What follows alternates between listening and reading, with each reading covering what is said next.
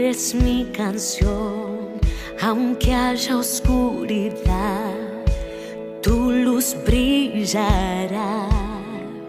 ¿De quién temeré? El enemigo está debajo de mis pies, tú me protegerás aún en dificultad. ¿De quién temeré?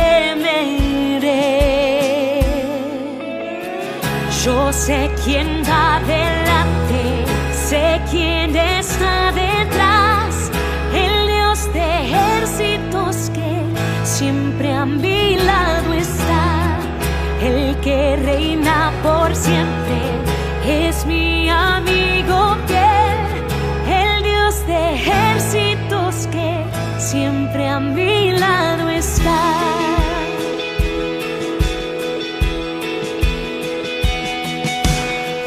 Mi fuerza y salvación vienen de ti, Señor, y tú me librarás, la victoria en ti está.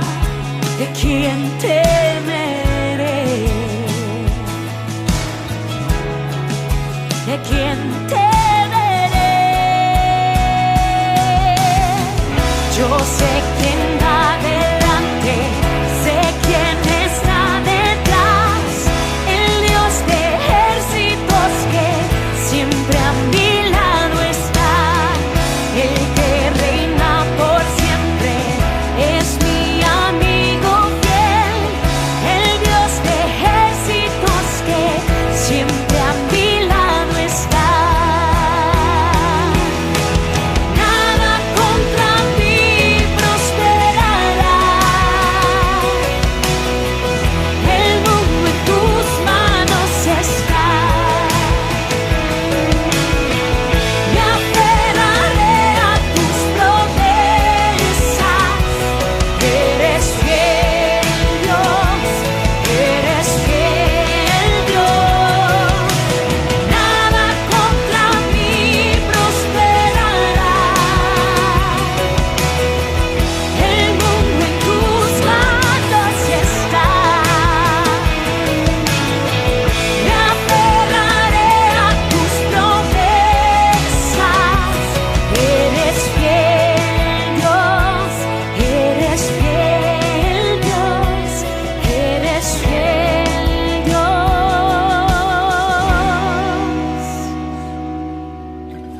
Yo sé quién va delante, sé quién está detrás, el Dios de ejércitos que siempre a mi lado está, el que reina por siempre es mi amigo fiel, el Dios de ejércitos que siempre a mi lado está. Yo sé quién va delante, sé quién está detrás, el Dios de ejércitos que siempre a mi lado está, el que reina por siempre es mi amigo fiel, el Dios de ejércitos que siempre a mi lado está, el Dios de ejércitos que siempre a mi lado está.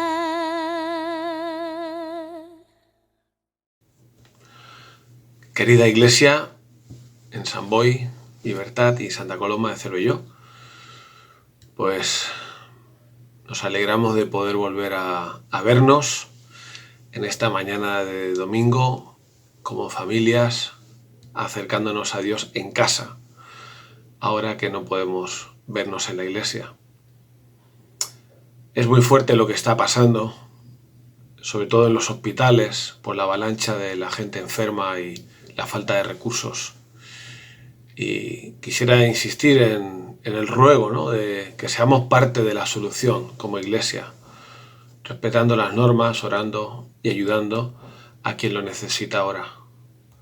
Acordaos de orar por nuestros mayores y enfermos, especialmente por los que están al pie del cañón en residencias, en los CAPs, centros de salud, hospitales, por supuesto, y un montón de personas que no conocemos.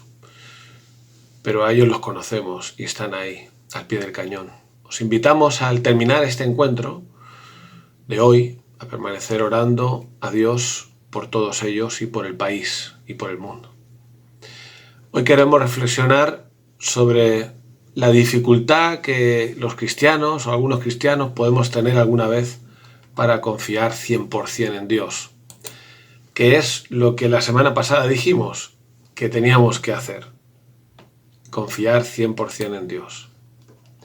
Así que vamos a estar reflexionando sobre por qué permite Dios el sufrimiento en el mundo, por qué permite Dios mi sufrimiento, el de mi familia.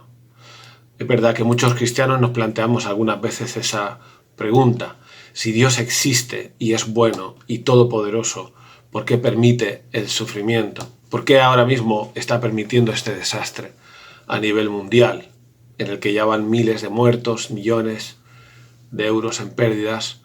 Y seguramente a ti te afecta también, de alguna manera. Quizá porque has pasado el virus o alguno de tu familia, quizá porque ves peligrar el trabajo, quizá porque sufres pánico, quizá porque te preocupan tus padres. En definitiva, sufrimos. Y a veces no entendemos por qué Dios permite. No sabemos exactamente qué es lo que Dios hace en medio de una situación así y en nuestras vidas como hijos suyos, como creyentes, ¿no? Y eso no nos ayuda a este asunto de confiar en Él. Y si encima ya has pasado por más situaciones duras en la vida, esa pregunta fácilmente se convierte en queja o en enfado. Y la realidad es que con ese planteamiento muchas personas creyentes se han distanciado de Dios durante años. Y si les propones un acercamiento, aparece enseguida la herida que no se ha curado, porque no entendemos el por qué Dios permitió o permite el dolor. Y aunque es normal la pregunta de por qué, incluso la queja, y aunque es duro el dolor, también es verdad que el distanciamiento o la ruptura con Dios no soluciona nada.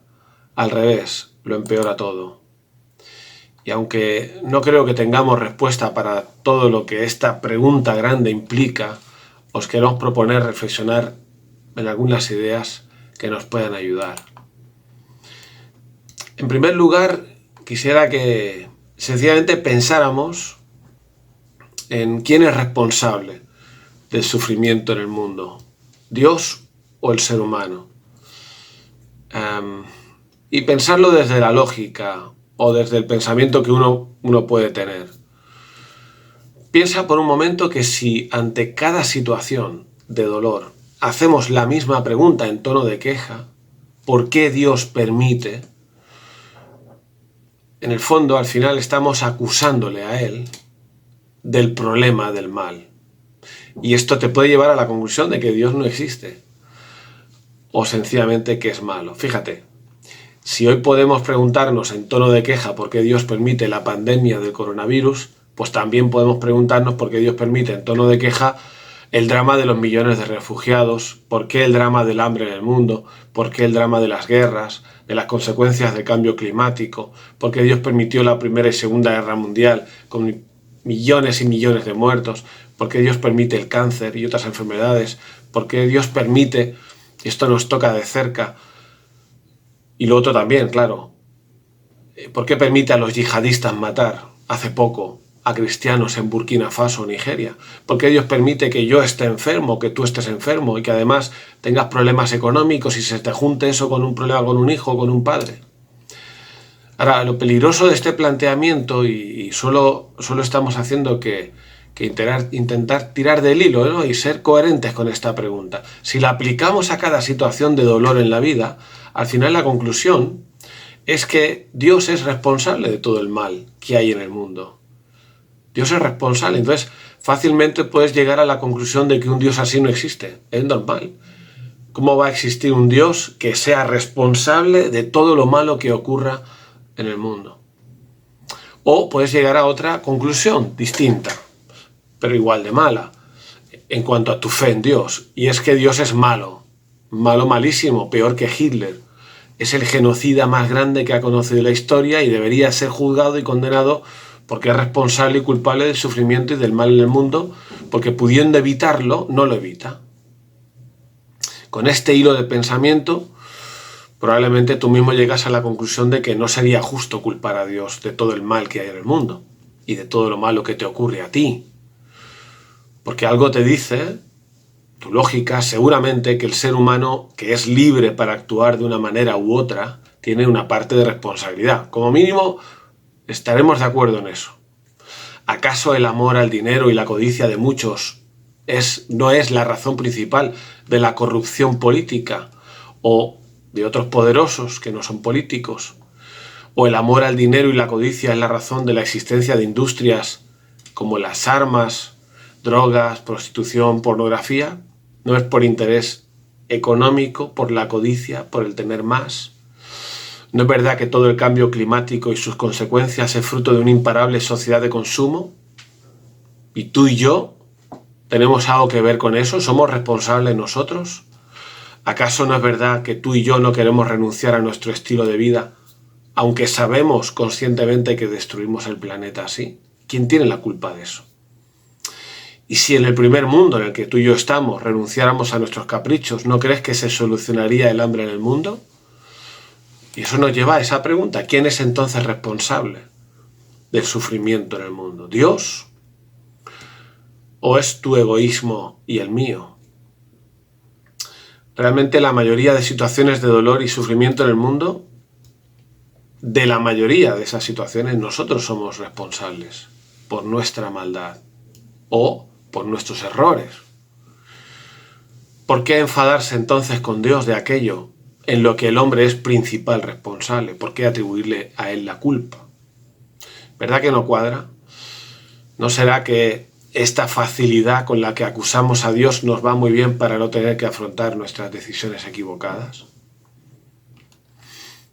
Ahora, quisiera, después de esta reflexión de la lógica, ir a la Biblia, porque la Biblia es donde encontramos la opinión de Dios, lo que Dios dice acerca de este asunto y de cómo podemos nosotros abordar el tema del sufrimiento y el mal en el mundo.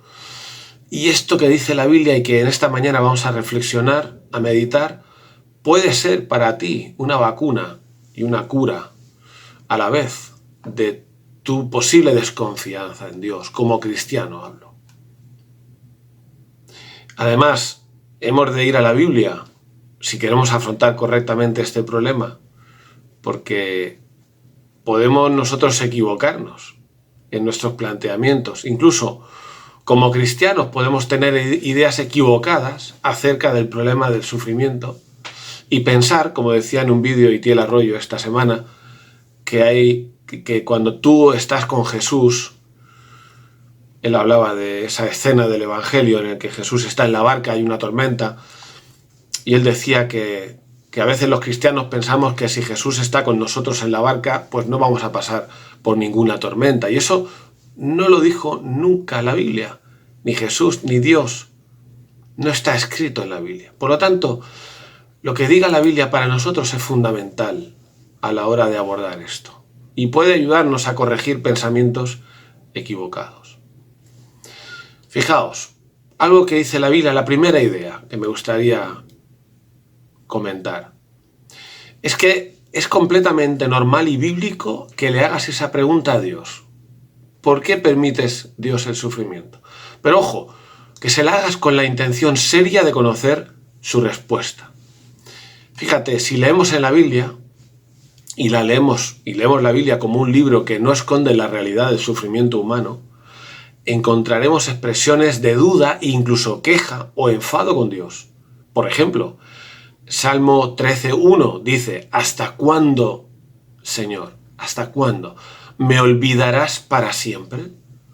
¿Hasta cuándo esconderás tu rostro de mí? O por ejemplo en el libro de Job, capítulos 29 y 30, pero en el 30:20, por ejemplo, dice: clamo a ti y no me oyes, me presento y no me atiendes, te has vuelto cruel para mí, con el poder de tu mano me persigues. O Habacuc 1, donde dice: ¿Hasta cuándo, Señor, clamaré y no oirás? Y daré voces a ti a causa de la violencia y no salvarás. Así que encontramos aquí creyentes cristianos, creyentes, preguntando a Dios por qué, hasta cuándo hemos de sufrir y tú no haces nada. Incluso tenemos el ejemplo supremo del Jesús crucificado que, estando en la cruz, gritó, como dice el Evangelio, Mateo 27:46, clamó a gran voz, Dios mío, ¿por qué me has desamparado? Eso significa que no es un problema plantearle a Dios esta pregunta. Tenemos estos ejemplos bíblicos. Es más, como dijimos la semana pasada, es deseable hacerlo. El problema para un cristiano es no hacerlo y caer en el silencio, en la distancia, en la pasividad, en la queja, en la religiosidad de ir el domingo a la iglesia, pero no estás bien. O incluso en ya ni ir. Así que es bueno acercarse con confianza a Dios y expresarle la duda o la queja. Pero, muy, muy importante, debemos hacerlo buscando una respuesta de su parte y esperándola y escuchándola. Y yo te aseguro que si esa es la actitud que tú tienes, Dios te va a contestar. En los textos que hemos mencionado, fue así. Contestó a cada uno a su debido tiempo, pero muchas veces al instante. Así que en esta primera idea de la Biblia es importante preguntarnos si esa pregunta que tenemos, valga la redundancia, de por qué Dios permite, de qué es lo que he hecho yo para merecer esto, etcétera, etcétera. Todo eso que le dirigimos a Dios en una actitud de enfado, ¿lo decimos porque sí o realmente preguntamos porque nos interesa saber la respuesta? Esto puede cambiar tu vida hoy, en este momento. Si haces la pregunta o la queja en un sentido u otro, puede cambiar. Piensa que como creyente, como cristianos, si esa duda o queja se instala y la alimentamos y finalmente produce una distancia, un enfado crónico o la ruptura incluso con Dios, entonces es un problema a resolver si eres creyente. O sea, no estás bien, ni yo estoy bien. Hemos de resolver. No es sano estar enfadado siempre con alguien que es fundamental, y aunque no lo sea, pero no es sano, y menos si se trata de Dios, tu Padre. Así que te animamos en este momento a pensar, porque quizá hoy hagas las paces con Dios.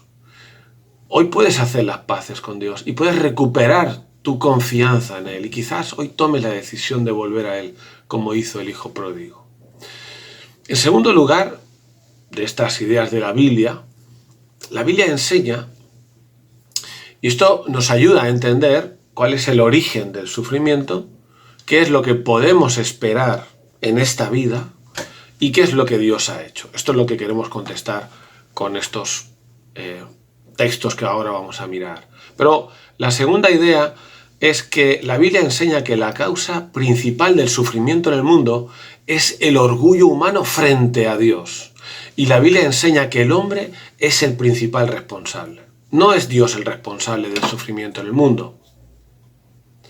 Los primeros capítulos del Génesis nos hablan de un Dios que creó el mundo y al ser humano, que le dio libertad para hacer y deshacer, pero con unas normas y unas advertencias. El hombre y la mujer escogieron vivir mejor una vida sin Dios, pasando de Él y de hacer su voluntad, y le desobedecieron. Y ellos sabían, porque habían sido advertidos. En Génesis capítulo 2, Dios había dicho, si comes de ese fruto prohibido, morirás. Había sido advertido. Así que cuando ocurrió esa ruptura de la relación del ser humano con Dios, empezó el sufrimiento. Y en Génesis capítulo 3 y versículo 17 encontramos unas palabras de Dios que debieron ser tristes y duras a la vez. Por tu causa la tierra será maldita. Por tu causa la tierra será maldita. Y vivimos bajo esa maldición. En la carta a los romanos, el apóstol Pablo, en el capítulo 1, versículo 28, lo que dice, parecido a lo que acabamos de comentar, es que en el mundo el mal es consecuencia de no querer tener en cuenta a Dios. Y que esa es la raíz de todo lo malo que vemos. Porque en esa condición del ser humano, de no tener en cuenta a Dios, es que el ser humano está gobernado por su egoísmo y su orgullo, que es el fundamento y la base de la mayoría de situaciones de sufrimiento y dolor en la vida, en las familias, en los matrimonios, en el mundo. En tercer lugar, la Biblia enseña que la ruptura con Dios inició una etapa de dolor y sufrimiento que no terminará hasta que se acabe este mundo tal y como lo conocemos y empiece uno nuevo el día que Jesucristo regrese a la tierra. Yo no sé si tú crees en esto o no, pero esto es lo que enseña la Biblia. Dice Romanos 8, 18, tengo por cierto, dice el apóstol Pablo, que las aflicciones del tiempo presente no son comparables con la gloria venidera que en nosotros ha de manifestarse.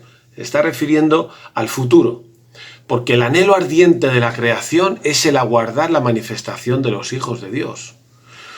Y está hablando aquí de que la misma naturaleza, la creación, el mundo tal como lo conocemos, está gimiendo, anhela ardientemente el día, ese futuro que llegará en el que experimentará una liberación de esa maldición. Y tenemos unas palabras del mismo Jesucristo allí en Apocalipsis 21 que dice que cuando llegue ese día en el que por fin se acabará todo el sufrimiento, cuando Jesús venga, cuando Él vuelva, dice que Dios morará con nosotros, que nosotros, serán su pueblo y Dios mismo estará con ellos como su Dios. Enjugará Dios toda lágrima de los ojos de ellos y ya no habrá más muerte, ni habrá más llanto, ni clamor, ni dolor, porque las primeras cosas ya pasaron. Esto significa que Dios, en ese espacio de tiempo que va desde la ruptura del hombre con Dios al principio de la creación y hasta el final de ese tiempo que hemos dicho en el que Jesús volverá, Él no va a impedir el sufrimiento en la tierra. Son las consecuencias de aquella decisión. O Él no va a impedir la enfermedad o la muerte. No lo va a hacer. En general no lo va a hacer. Lo hará definitivamente el día que se acabe ese periodo de tiempo, como dice la Biblia. Entonces la Iglesia y el cristiano no pueden protestar a Dios, porque Dios no prometió nunca que no sufriríamos nada en esta vida. De hecho, esto es lo que podemos esperar en este periodo de tiempo. La muerte, la enfermedad, las manifestaciones puras y duras de mi orgullo, del egoísmo, y eso pues en cada nivel de relación en el que el ser humano se relaciona. Eso va a ocurrir en mi matrimonio, ocurre en mi relación con mis hijos. Continuamente veo las manifestaciones negativas, el dolor, el sufrimiento de esa característica del ser humano. Entonces, Dios no hace nada, sencillamente la culpa del sufrimiento es del ser humano y hay que aguantarse hasta que Cristo venga y ya está. Dios no ha hecho nada. Ahora llegamos a nuestro punto clave de esta reflexión, porque vamos a ver lo que Dios ha hecho en relación al problema del que estamos hablando. Vamos a ver lo que Dios ha hecho. Y es que Dios sí que ha hecho algo. Quizá no ha hecho lo que para ti sería importante que hiciera. O quizá para ti no es suficiente lo que Dios ha hecho. Ahora lo vamos a ver. O quizá piensas, incluso como cristiano, que lo que Dios ha hecho no es lo que tú necesitas que haga. Y más si estás pensando en un Dios de amor. Si Dios me ama, yo lo que necesito es que haga esto o lo otro, ¿no? Ahora, creemos que si Dios existe, y ese es el Dios a quien conocemos los cristianos a través de la Biblia, a través de Jesús, Él no se equivoca en la manera en que Él interviene en el sufrimiento humano. No se puede equivocar porque es Dios, porque es perfecto. Por lo tanto, su intervención es correcto. Es la correcta, perdón. Y esto lo hemos de ver así. Si alguien está equivocado aquí, no es Dios. En todo caso, seré yo el que esté equivocado. Los humanos estarán equivocados, pero no Dios. Lo que Dios ha hecho por ti, y ahora lo vamos a explicar, lo que Dios ha hecho. Lo que Dios ha hecho por ti y por la humanidad de una manera perfecta, y de lo que tú te puedes ahora beneficiar si lo escuchas y lo entiendes y lo experimentas y lo aceptas. Se podría resumir en que Dios, a través de Jesús, ofrece una solución completa ahora, hoy, al problema principal que originó el mal y el sufrimiento en el mundo. Lo voy a repetir. Dios, a través de Jesús, ofrece una solución completa ahora, hoy, al problema principal que originó el mal y el sufrimiento en el mundo. Tú podrás pensar que lo que ahora vamos a decir, permíteme que insista, no es lo que más necesitas, que tú de Dios necesitas, y hablo a cristianos, salud, trabajo, amor, dinero, ausencia de sufrimiento para ti y tu familia, y que no haya refugiados ni hambre en el mundo. Y es normal que queramos todo esto. Pero por favor, escucha y piensa en lo que Dios sí ha hecho por ti, porque sería injusto no tenerlo en cuenta. Y no solo en tus quejas de lo que no ha hecho o lo que no entiendes. O sea, piensa por un momento, aunque sea solo hoy, en lo que Dios ha hecho, por lo que sí que ha hecho. Y aprovéchalo y cógelo. Y piensa que si Dios ha hecho esto que te vamos a decir en un momento, es porque Él sabe que eso es lo que más necesitas. Él lo sabe. Si Dios existe y Él creó al ser humano, Él mejor que nadie sabe lo que más necesitas. Aunque no lo creas. Y fíjate, no solo eso, sino que has de saber que lo que Dios ha hecho por ti es también lo que a Dios le ha costado el mayor sacrificio con dolor y sufrimiento de Dios que podría hacer alguien por amor a otro. Eso que Dios ha hecho, que sí que ha hecho, no solo lo ha hecho, sino que no le ha resultado fácil. Le ha resultado muy difícil, lo más difícil que podría resultarle a Dios.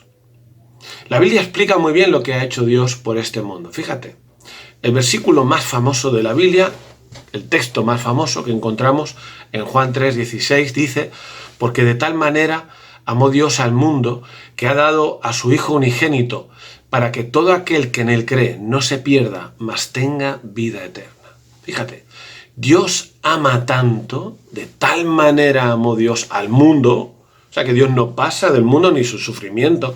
Dios ama tanto que ha hecho algo. Ha dado a su Hijo unigénito. Ha dado a su Hijo Jesucristo.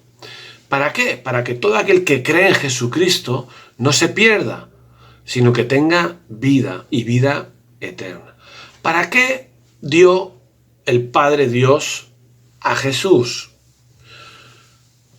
Porque es un mal padre y ha castigado o ha entregado a su hijo, como veremos luego, a morir en una cruz porque es un mal padre. No. Dice la Biblia que lo dio por amor, tanto amor, para que se pudiera restaurar la relación original del ser humano con Dios, para reconectar al hombre y la mujer con su Creador.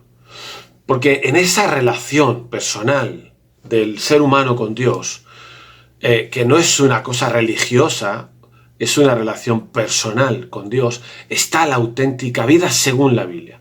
Porque esa relación que se rompió es lo que más necesita el ser humano restaurar, tener, experimentar.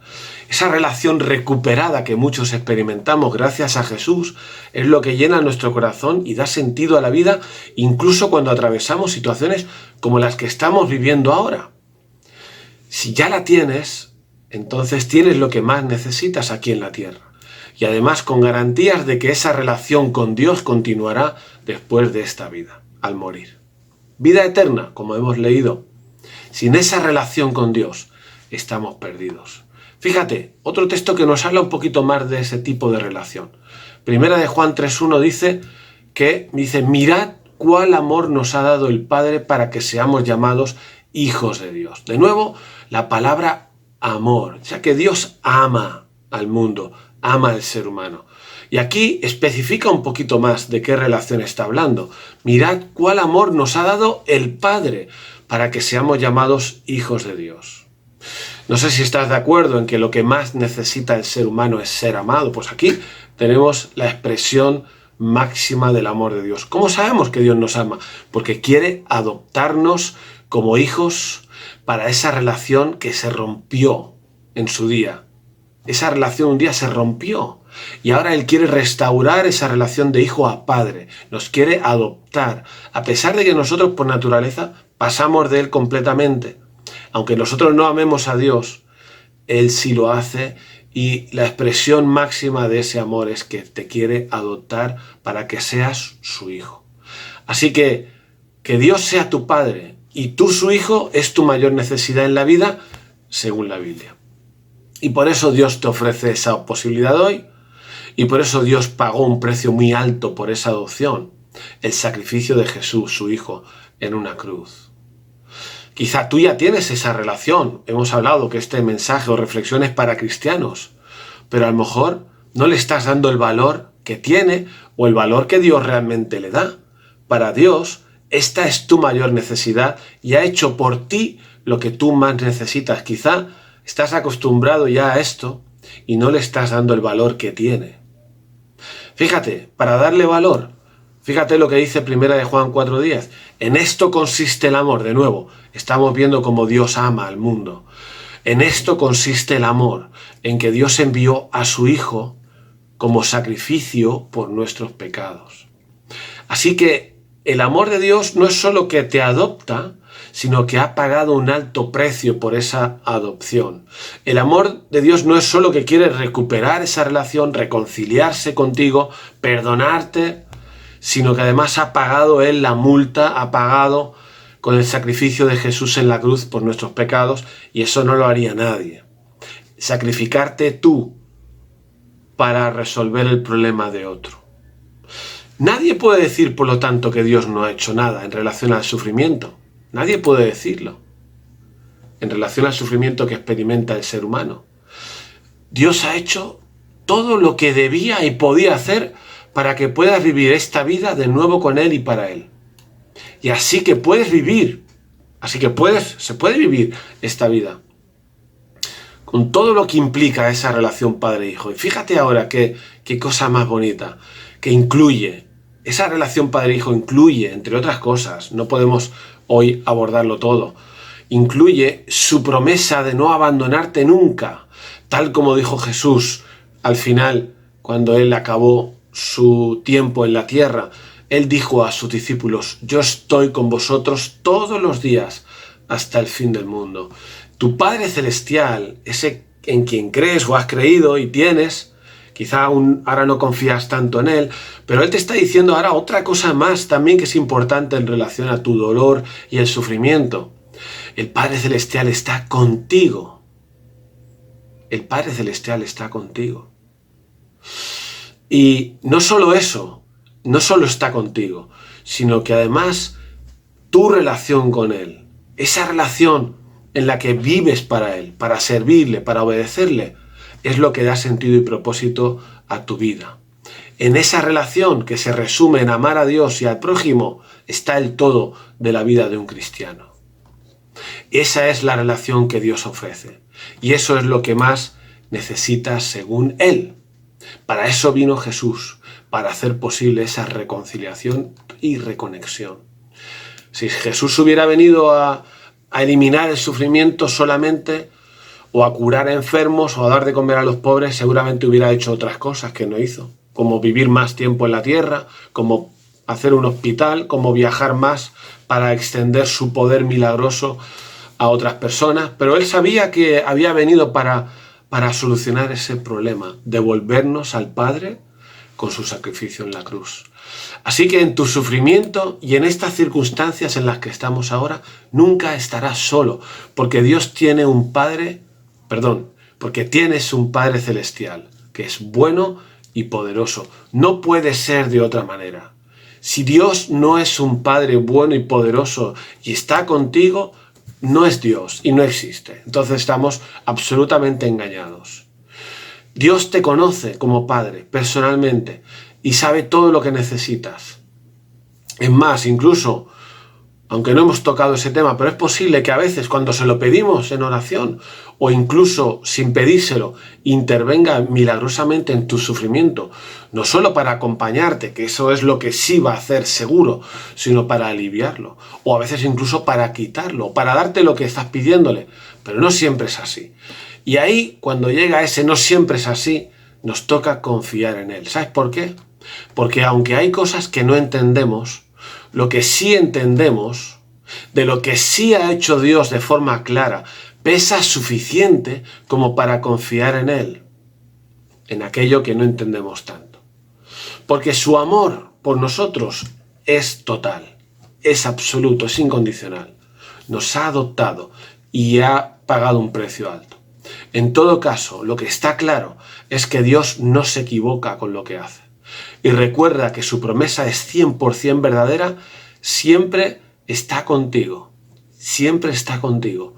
Vive en nosotros por su Espíritu. Y cuando llegue ese día del que hemos hablado antes, en Apocalipsis 21, esa solución que Dios ha provisto para la humanidad será 100% completa. Y ya no habrá más muerte, ni habrá más llanto, ni clamor, ni dolor, porque las primeras cosas ya pasaron, dice Apocalipsis. Y por último, y acabo ya rapidito, Dios te ha dado otra cosa que necesitas. Quizás no es lo que más necesitas, pero es una parte importante de lo que Dios ha hecho por ti. Aparte de adoptarte y pagar un precio alto, que es lo más grande que Dios ha hecho. Dios te ha dado una familia de la fe, la iglesia, tus otros hermanos, hijos del mismo Padre, y esa familia. Una familia. Y esa familia te acompaña también en el dolor y te ayuda y te ayudarán. Así debería ser, al menos. Y gracias a Dios muchas veces lo es. Podemos aprender más o hacerlo mejor. Así que necesitas a Dios como Padre y a la familia de la fe, la iglesia, los hermanos, la relación unos con otros. Recuerda que esto le costó mucho a Dios. Un gran sacrificio que hizo porque te ama más que nadie o por lo menos mejor que nadie. Y hoy puedes darle gracias a Dios por esto. Por tanto amor que tiene hacia nosotros, tanto amor que tiene por ti. Hoy puedes hacer las paces con ese Dios con quien estás o estás distanciado o enfadado. Y puedes volver a Él, es lo que más necesitas. Hoy puedes pensar más correctamente, según lo que dice la Biblia. Quizá corregir alguna idea que tienes equivocada. Oye, y si necesitas otra cosa, como hermano o como hermana, dilo también. Aquí estamos, aquí está la iglesia. Aquí están tus hermanos. Y si no eres mi hermano, dilo también. Aquí está la iglesia, los evangélicos, para servirte. Dilo. No siempre lo hacemos bien, pero está en nuestro ideario. Amar al prójimo y hacer las cosas que podemos hacer para ayudar a otros. Aunque otros no crean. Porque eso no es nuestro llamamiento. Lo que hagamos no lo haremos porque somos buenos. No lo somos en realidad. Pero esa relación con Dios que un día descubrimos y que ahora experimentamos, que intentamos experimentar día a día, nos ayuda a pensar en los demás, venciendo nuestro propio egoísmo. Así que cuando pienses en el sufrimiento, piensa en todo lo que Dios sí que ha hecho por ti y aprovéchalo hoy. Acabamos aquí esta reflexión. Si necesitas alguna cosa de comentar, pues contáctanos. Vamos a terminar este tiempo. Estos 32 minutos de reflexión ya han pasado, pero vamos a terminar el tiempo que hemos preparado para hoy en casa, como familia, y podremos seguir una música, unas canciones que veréis grabadas también en este vídeo. Son 4 canciones que creo que conocemos y que expresan nuestra confianza de nuevo y declaran lo que somos y quién es Dios para nosotros. Y cuando acabemos ese tiempo de cantar, pues podremos, como dijimos al principio, tener un tiempo de oración. Volvemos a Dios. Nos cuesta, ¿eh? A mí no me está siendo fácil, la verdad. En estos días. Estás muy pendiente de lo que pasa, estás como en shock. Y al menos mi tendencia natural es a actuar, ¿no? Actuar. ¿Qué tengo que hacer? Hacer algo, llamar a este, llamar al otro. ¿Qué necesitas? La actividad. Pero vimos la semana pasada en el ejemplo de Nehemías, este personaje bíblico del que estamos estudiando en otros domingos, que lo primero que él hizo es ir a ver a Dios y hablar. Es nuestro Padre. Podemos acercarnos a Él con toda confianza. Así que tengamos un tiempo al acabar así para orar, para buscar a Dios en oración, para hablar con Él de lo que haya en nuestro corazón. ¿De acuerdo? Pues hasta el domingo que viene. Que Dios os bendiga.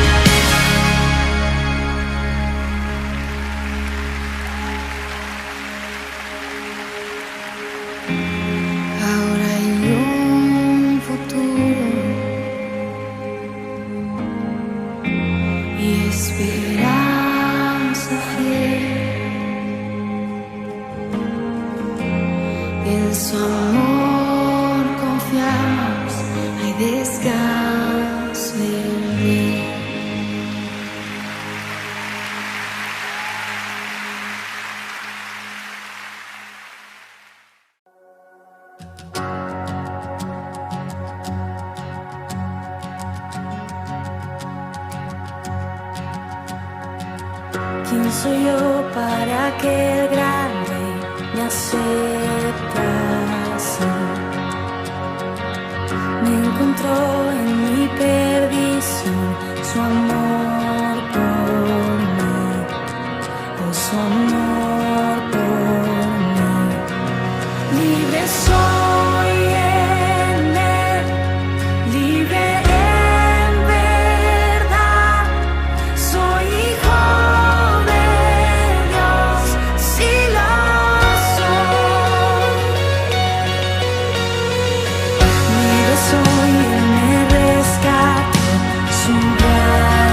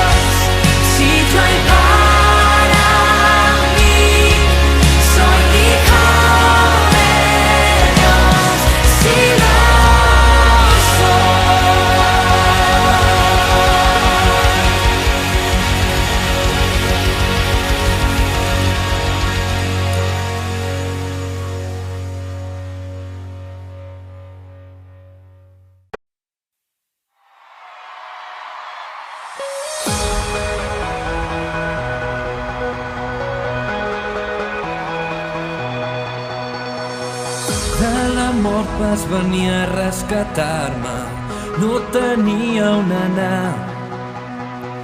Jo buscava algú per salvar-me, Jesús, tu vas venir. Era cec però els ulls vas obrir-me, ja sé que haig de seguir. Cada pas que ara faig m'acompanyes, Jesús, tu ets el camí. Tu ets el camí, tu ets el camí. Era perdut, vas venir a trobar-me, Jesús, tu ets el camí. Tu ets el camí, tu ets el camí. Ets la llum que ha brillat en la fosca, Jesús, tu ets el camí. Oh, Jesús, l'únic camí.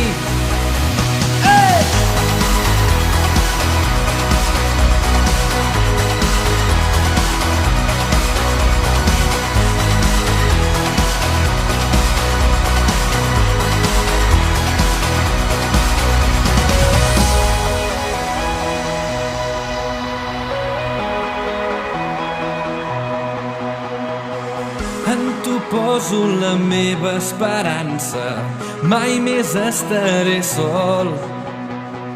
Ets veritat, ets la vida, ets el meu futur, Jesús, tu ets el camí. M'has donat un amor que em fa viure, puc ballar amb llibertat. Em portes a la glòria del regne, Jesús, tu ets el camí. Tu ets el camí, tu ets el camí. Era perdut, tu vas venir a trobar-me, Jesús, tu ets el camí. Oh, tu ets l'únic camí.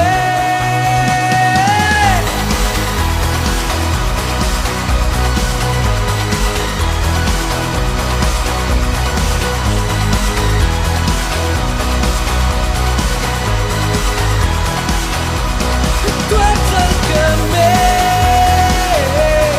tu ets el camí. Ets la llum que ha brillat en la fosca, Jesús, tu ets el camí. Tu ets el camí, tu ets el camí. Era perdut, tu vas venir a trobar-me, Jesús, tu ets el camí. Tu ets el camí, tu ets el camí. Ets la llum que ha brillat en la fosca, Jesús, tu ets el camí.